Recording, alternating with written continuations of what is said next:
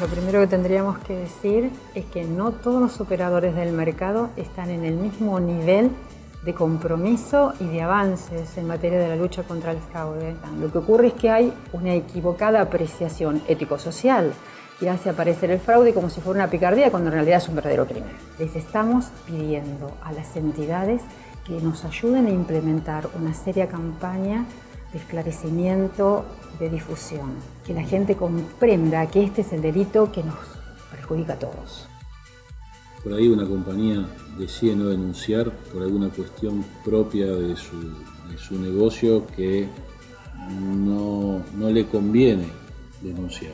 Sabemos que las compañías estuvieron trabajando en su manual, por ahí habrá alguna media demorada, pero nosotros estamos empezando campañas de verificación de esta puesta en práctica de la norma, no como una cuestión sancionatoria porque no cumpliste, pero sí porque lo que queremos es que el mercado se ponga a tiro todo junto lo más rápido posible.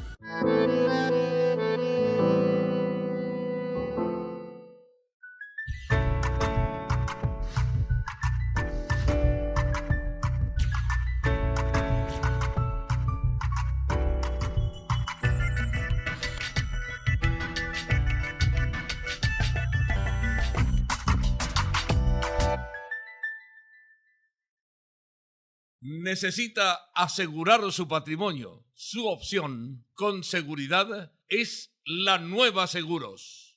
Las calificaciones y los premios internacionales lo confirman. Somos únicos, única aseguradora del país con certificación ISO 9001 en gestión integral de seguros generales y premios internacionales recibidos a la gestión de calidad y a la excelencia empresaria.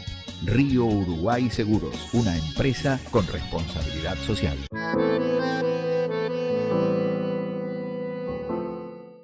Hola, ¿qué tal? ¿Cómo andan? Bienvenidos a un nuevo programa de 100% Seguro. ¿Qué tal, Leo? ¿Cómo estás? Bien, muy bien. Con mucha información como todas las semanas. Así es, un nuevo programa, pero la temática no es nueva porque en realidad es la continuación de un tema tan importante que lo tocamos la semana pasada y también lo vamos a hablar en el día de hoy. Así nos referimos a lo que son las políticas antifraude en el mercado asegurador. La semana pasada hablamos justamente con Gabriel Resi respecto a una problemática en lo que es el segmento de riesgo del trabajo y también con CESBI Argentina respecto a lo que es cómo trabajan en el mercado asegurador con un segmento tan importante como es el mercado automotor. Y vamos a ver ahora respecto a la visión de la superintendencia. Así es, el organismo de control, una problemática que ha sido tomada por esta conducción como una política de Estado, está dentro de planes, se generó la coordinación antifraude y normas antifraude que rigen a partir del mes de enero de este año. Estuviste vos justamente hablando con Nicolás Burastero, gerente de inspección del organismo, y también con Cora Smoliaski, responsable de la coordinación antifraude de la superintendencia. Muchos temas. Muchísimos temas, sobre todo algo que queremos saber.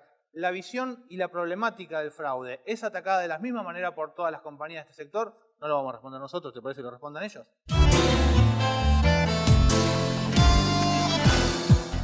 Lo primero que tendríamos que decir es que no todos los operadores del mercado están en el mismo nivel de compromiso y de avances en materia de la lucha contra el fraude. Obviamente a nosotros, a la hora de tener que decidir cómo íbamos a dictar un régimen reglamentario antifraude, tuvimos que tener en cuenta esto. No se puede legislar, no se puede regular, no se puede reglamentar de espaldas a la realidad. Y entonces aspiramos a consagrar un régimen que pudiera ser adaptado o adaptable absolutamente para todos los operadores del mercado. Son pautas mínimas y obligatorias, pero absolutamente todos los operadores tienen que poder adaptarse. Sí, lo que tenemos en claro desde el primer día es que la importancia de estar trabajando juntos desde la superintendencia y con el mercado. De esa manera lo encaramos dentro de las jornadas de planes, dentro de los encuentros de planes, y en función de eso es que la norma sale con el aporte de cada uno de nosotros, tanto desde lo que es el organismo como lo que son las compañías. Si bien cuando se detectan estas bandas organizadas que están trabajando en generar siniestros o en trabajar con siniestros para aumentar la litigiosidad y sacar su propio provecho, obviamente toma trascendencia. La preocupación para el mercado pasa pura y exclusivamente por ahí, o también en aquellas que quizás son de menor intensidad pero de mayor frecuencia. Mira, está bien lo que decís, porque sabés que ocurre el fraude, es un riesgo que es muy complejo para enfrentar, y esto tiene que ver con que traspasa de manera horizontal prácticamente a toda la sociedad. Vos te vas a encontrar con algunas manifestaciones de fraude que provienen a lo mejor de gente muy humilde, pero al mismo tiempo también te vas a encontrar con algunas expresiones de fraude que provienen de personas de una gran preparación, de un nivel, de un estatus económico-social muy alto. Esto es una cosa interesante porque esto torna mucho más complejo para el mercado enfrentar el riesgo del fraude. Fíjate que de pronto vos tenés manifestaciones muy simples y otras muy complejas. A veces tenés la criminalidad individual y otras veces la criminalidad organizada, siendo que estas organizaciones pueden ser de menor o mayor envergadura. Tenés el defraudador ocasional, pero también tenés el profesional. Estamos nosotros en condiciones de decir que hay gente que ha convertido del fraude un ejercicio de profesión. Tuvimos que enfrentarnos y abordar el fenómeno desde el ángulo criminológico. Esto que vos decís es una picardía. Lo que ocurre es que hay una equivocada apreciación ético-social que hace aparecer el fraude como si fuera una picardía cuando en realidad es un verdadero crimen. Sí. Y en esto influye muchas veces. A ver, que las víctimas muchas veces son personas de existencia ideal, es decir, es abstracta, la víctima no tiene una materialización, es decir, hay algunos comportamientos sociales que hay personas que no dirigirían contra personas de existencia física, pero cuando se trata de corporaciones está todo bien. Aquí hay un poquitito de la leyenda de Robin Hood, todas las compañías tienen mucha plata. Y la otra cosa, que también es muy grave, es que es muy frecuente. Un poco es así, todo el mundo lo hace. ¿Cuál es el problema? Yo siempre digo, a fuerza de repetirse una conducta ilegal, no se va a convertir en legal. Igual con la norma lo que pretendemos es ir hacia dos cuestiones bien marcadas. Una que tiene que ver con el costo y otra que tiene que ver con la cultura. Entendemos que el fraude impacta en la rentabilidad de una compañía, no sobre otra cosa. La compañía asume un fraude mínimo o máximo y en función de eso después elige si acciona o no acciona contra la persona que lo comete, sea interna o externa de la compañía. Y por otro lado queremos ir bien claramente en lo que es la cultura. Tenemos que tratar que las compañías tengan procedimientos mínimos que ayuden a todas las personas que interactúan con ella, como para que este accionar fraudulento cada vez sea menor o sea más difícil. Sabemos que en ningún momento lo vamos a erradicar, porque aquel que es ladrón va a seguir siendo ladrón, aquel que va a hacer un fraude lo va a seguir cometiendo y va a buscar una nueva manera. Así como hablaban en el programa que vos estabas comentando, que hablaron Gabriel y Leonardo, van a mutar de autos accidentes y así van a seguir tratando de mutar y llevar una porción de la plata que en principio no es de ellos y es mala vida. Van a tratar de llevarlo hacia ese canal. Nosotros lo que tenemos que tratar de hacer es, como te decía antes, trabajar todos juntos, cuestión de poder ir acotando esos lugares. Nosotros vamos a apuntar al fraude. Si es interno, es interno, si es externo, es externo. Lo que sí, obviamente, la visión desde la coordinación y desde la superintendencia siempre va a ser el cumplimiento de una norma. O sea, si la cuestión comercial interna de la compañía, la compañía sabrá en función de sus procedimientos y sus normas y lo que conoce cómo es que va a actuar. Que para nosotros fraude tiene que ver con aquel que proviene de cualquiera de las partes involucradas en el marco de una relación de seguros, porque es cierto que mayoritariamente el fraude es aquel que se dirige contra el asegurador, pero no es menos cierto que hay otros fraudes que provienen de los operadores, cuando no de comercializadores no autorizados, que son los que en los medios normalmente hablan como los pseudo aseguradores, pseudo intermediarios, etcétera, y está todo contemplado. Les estamos pidiendo a las entidades que nos ayuden a implementar una seria campaña de esclarecimiento y de difusión, porque es importante también que la gente comprenda que este es el delito que nos perjudica a todos. La coordinación, a mí me gustaría explicar que trabaja en dos niveles distintos. Hay un plano en el que nosotros tenemos como un espacio para investigación, para el análisis, para diseñar actividades de capacitación, de difusión. Es el lugar desde donde se diseñan distintos instrumentos. Pero también en materia de gestión tenemos un plano estrictamente operativo. Nosotros damos apoyatura a las mismas áreas del organismo, a otros organismos públicos y privados, particularmente apoyamos a jueces y fiscales. Tenemos también aquí por decisión del gerente de inspección, que es acá el contador Burastero, que en cuya égida fue instituida la Coordinación Antifraude de Seguros.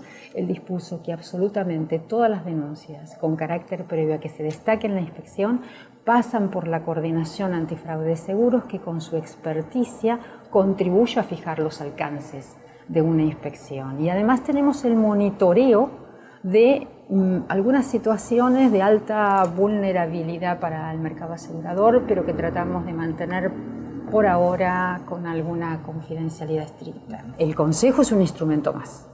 El propósito fundamental del Consejo tiene que ver con que, como nadie sabe qué cara va a tener el fraude mañana, la idea es tener claro, primero y ante todo, una actualización en materia de tipologías, hacia dónde está yendo. Un espacio para compartir buenas prácticas y experiencias y también para diseñar algunas actividades o campañas que tengan que ver con esta difusión. Si la gente no comprende que parte de la cultura antifraude en realidad es una cara, un aspecto más de la cultura aseguradora, no va a poder resolverse esto, porque ¿sabés qué ocurre? Nosotros tenemos claro que la norma, nosotros estamos muy contentos con la norma. La norma es modelo en toda América Latina, pero una norma no alcanza para conjurar un fenómeno de perfil social como es este. Solamente un cambio de cultura. Sin lugar a dudas es fácil decir, el objetivo principal es coordinar mancomunadamente esfuerzos provenientes de los sectores públicos y privados. Pero ¿a dónde queremos llegar? Algo mucho más allí. Y lo que dijimos es, a nosotros nos gustaría procurar un cambio de paradigma cultural. Es decir, nosotros queremos que las partes puedan sentarse a interrelacionar desde un lugar distinto, desde un lugar de transparencia, de trato justo, de respeto mutuo y fundamentalmente de buena fe, o como dicen más modernamente los autores, de lealtad o de confianza. Quédate ahí que ya continuamos con la segunda parte de la entrevista sobre fraude, pero como te comentamos la semana pasada, FISO publicó en sus redes una nueva trivia para aprender y jugar sobre prevención. La trivia que les trajimos para hoy, elaborada por la Fundación Iberoamericana de Seguridad y Salud Ocupacional, quien este año celebra su 15º aniversario, es sobre las posturas. Prestate atención a cómo pones los brazos cuando estás escribiendo en un teclado. Mira la pantalla. Acá tengo dos imágenes con dos posturas diferentes. ¿Te animás a decirme cuál es la correcta? Entonces, entra al Facebook de la página de FISO y publica cuál es para vos la opción correcta. ¿Opción A o opción B? No te muevas, que al final del programa lo resolvemos juntos. Vamos al corte.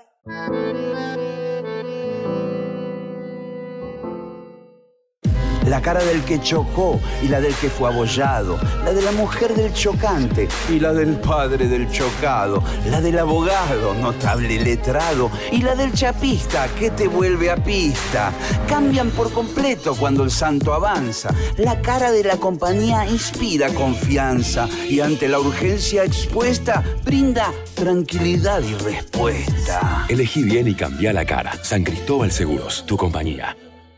En el idioma de las no palabras, el viento nunca se lleva las palabras, porque van directo al corazón. Es un idioma sin fronteras, que nos une sin importar de dónde seamos. Por eso, cada vez estamos en más lugares, para darte eso que queremos todos. Tranquilidad, estés donde estés. Sancor Seguros.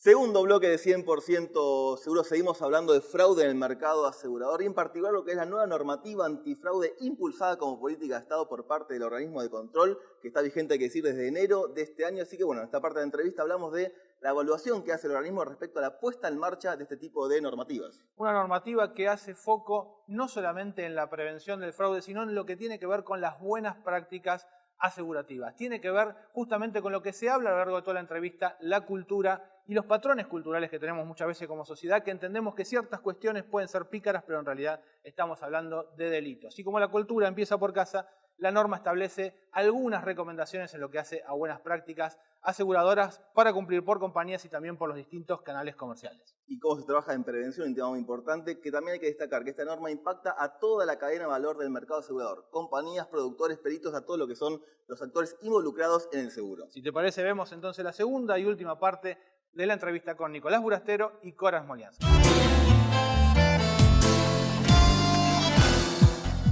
Para el mercado no fue una sorpresa, ya te digo, nosotros fuimos con el mercado haciendo crecer la norma durante 2 años y le planteamos cada vez que existía un nuevo paso para la creación de esa norma, fue puesto a consideración el 100% de lo que estaba escrito. Y la norma salió con el consenso de todos, nadie dijo esto está mal o esto no correspondería.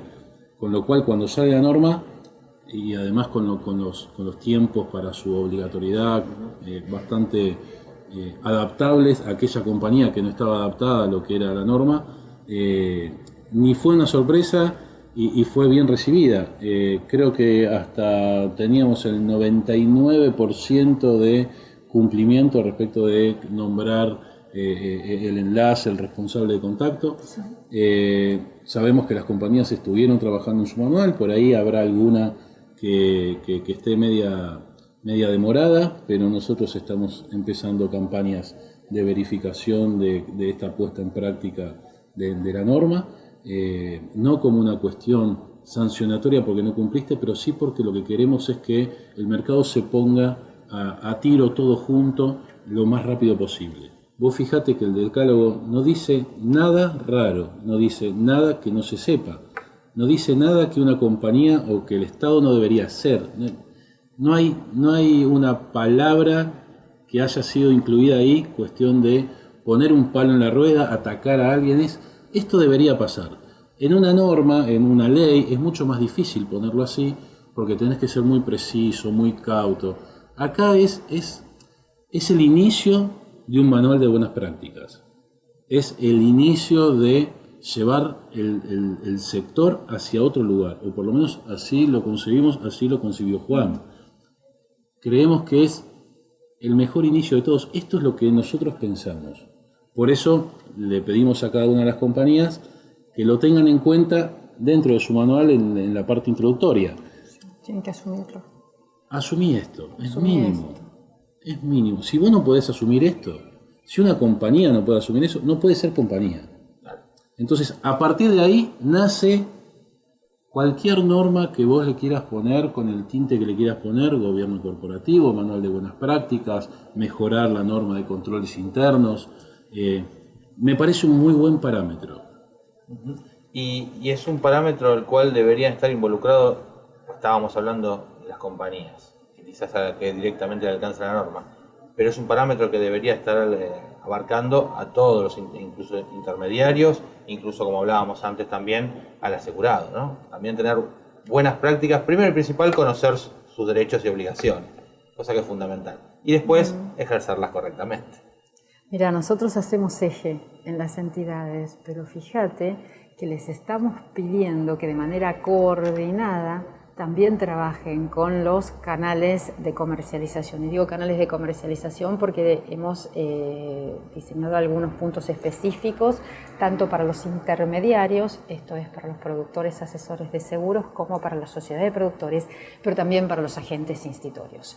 Al punto que les estamos pidiendo que les entreguen un documento de ayuda para enfocar instancias críticas, la instancia en la cual se contrata la cobertura, en la instancia en la cual se produce un endoso, la instancia en la cual se produce una denuncia, la instancia en la cual se produce la liquidación del siniestro. Es cierto que había entidades que de pronto habían declarado que ellas no habían sido objeto de una maniobra fraudulenta, ni siquiera de tentativa de fraude, lo cual realmente nos llamaba poderosamente la atención, porque era como que teníamos un país partido al medio. Justamente aquellas entidades que más trabajaban, que mejores barreras y defensas tenían predispuestas, sí lo detectaban. En cambio las otras era como que ellas no. Entonces, que en Argentina no exista el fraude era medio impensable, no solamente por lo que pasa en el mundo entero, sino mirando el propio mercado. La otra posibilidad era que no lo detectaran, lo cual es razonable, porque el fraude cada vez más viene siendo operado como una manifestación de criminalidad económica. Y si hay una característica de la criminalidad económica es que no tiene una clara apariencia en el mundo exterior. Entonces pasa desapercibido y mucho más para las víctimas. Esto podría ocurrir que no lo vieran, pero también podía ser, y esto es lo que nosotros nos tememos que estaba ocurriendo, es que en realidad sí lo veían, pero no les importaba, porque es más fácil trasladarlo a las primas y punto. Me meto en medios problemas, no tengo que andar lidiando con tribunales, con los jueces, con las partes que a veces son complejas. Hay defraudadores realmente, como dijimos antes, que vienen un poco con antecedentes en algunas organizaciones mafiosas, entonces es más fácil. Los más altos estándares internacionales reclaman la denuncia penal. ¿Por qué? Porque las entidades lo que procuran es perseguir, detecto el fraude y persigo el desistimiento. Y el desistimiento, siempre yo digo que es una política comercial muy saludable, pero no es suficiente desmotivador de cara a futuros comportamientos. Este es un planteo teórico. Sin embargo, yo tengo que decirte que si vos lees la norma, nosotros no hemos exigido que todas las entidades, cuando detectan los casos de fraude, produzcan la denuncia penal. ¿Por qué? Por lo mismo que te decía antes, nos negamos a regular de espaldas a la realidad. Y regular de espaldas a la realidad, tratándose de denuncias, supondría que nosotros ignoramos que las entidades han sufrido algunas experiencias absolutamente desalentadoras. Porque no siempre nos han podido acompañar los operadores del sistema. Yo siempre digo aquí que en materia de denuncia penal, en la norma les estamos pidiendo, fijen una política, que ya sea a través de alguna metodología de segmentación o lo que fuera, establezca cuándo van a hacer la denuncia. Ya sea una denuncia penal o una denuncia por ante el colegio del profesional que eventualmente esté involucrado, porque la verdad, y esto es lamentable, nuestra experiencia nos indica que hay muchos comportamientos fraudulentos en los que están involucrados profesionales, particularmente médicos y abogados, sin perjuicio de otros funcionarios, etcétera. Entonces, y yo siempre digo, miren que en los colegios y en las asociaciones y en los consejos hay todos, yo me estudié más o menos 200, todos tienen un código de ética y no es necesario una condena penal como antecedente para que prospere un juicio de ética frente a un comportamiento claramente antiético. Claro. Ahora, yo digo en esto, mi meta, me gustaría muchísimo que los operadores del sistema penal nos acompañaran. Sinceramente me gustaría muchísimo. Y en esto yo siempre digo que hay responsabilidades compartidas. Por eso la norma tuvo que tener allí una manifestación tímida, si te cabe. ¿Por qué hay responsabilidades compartidas? Yo voy a empezar por mí. Evidentemente hablo todo el tiempo con los jueces, con los fiscales, con la policía, con los operadores. Trato de convencerlos. Es decir, evidentemente no he sido suficientemente motivadora yo. En segundo lugar, los operadores del sistema penal están un poco colapsados.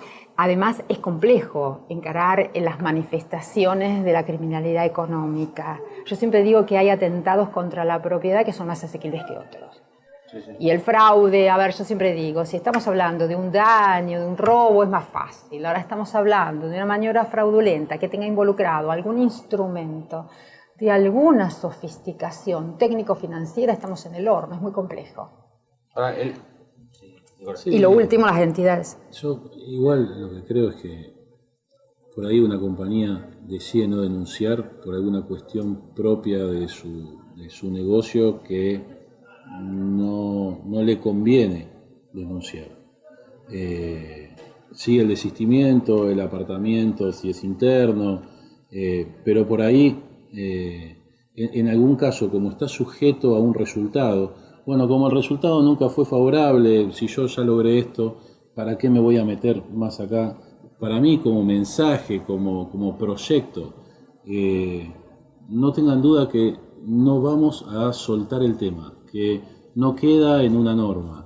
Estamos tratando de relacionar algunas bases de datos, trabajando con otras superintendencias, a veces aportando nosotros a otra superintendencia, como fue lo de la modificación del registro de juicios de RT, hicimos algunas charlas, bueno, ellos lo sacaron como norma. La idea es mejorar.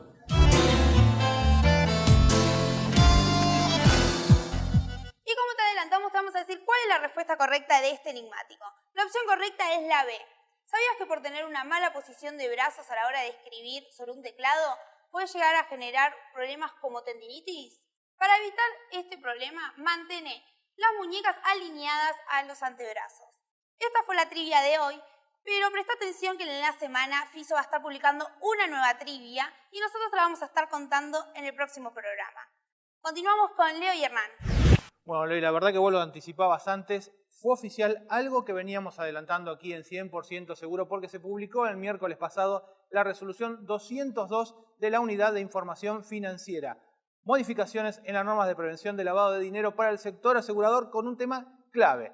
Todos los productores de seguros, pero también las sociedades de productores y los agentes institutorios vuelven a ser sujetos obligados y ahora tienen una reglamentación con algunas obligaciones que deberán cumplir. Así es, con un capítulo específico para ellos. Hay que decir que ahora su rol se complementa con el de las compañías de seguro. Específicamente tendrán que solicitar y entregar información para justamente generar lo que es el perfil del cliente, un tema que justamente hace que tenga menos obligaciones, pero más específica y, como decía Hernán, abarca todo el universo de productores. Recordemos que antes estaban solamente obligados y con las mismas responsabilidades que las compañías de seguros, aquellos productores de seguros de vida y de retiro. En este caso son todos, pero con una obligación obviamente mucho más laxa, pero con capacitación. Así es, están todos obligados a una capacitación anual en materia de prevención de lavado de activos y financiamiento del terrorismo, lo que ya obviamente acaparaba, como decías vos, a los productores de vida y retiro, a las compañías. Ahora se suma todo el universo de productores, entre otras reformas de la norma, entre ellas, por ejemplo, un tema importante como el incremento de los umbrales. Así es, si sos productor asesor de seguro y te preguntás qué es lo que tengo que hacer ahora en más, una de las cosas que te recomendamos es ingresar a la página de la UIF y registrarte como oficial de cumplimiento. Lo otro, ingresar a nuestro portal y ver en detalle el análisis completo de esta norma y ver cuáles son las responsabilidades que te competen a partir de ahora. Así es, todo el texto completo de la norma y su análisis, un tema que también ampliaremos en el próximo programa junto a la responsable antilavado de la superintendencia, nos referimos a Ana Duraniona. Para eso va a haber que esperar 7 días porque nos volvemos a encontrar aquí como de costumbre, 6:30 de la tarde. Buen fin de semana. Chau, chau.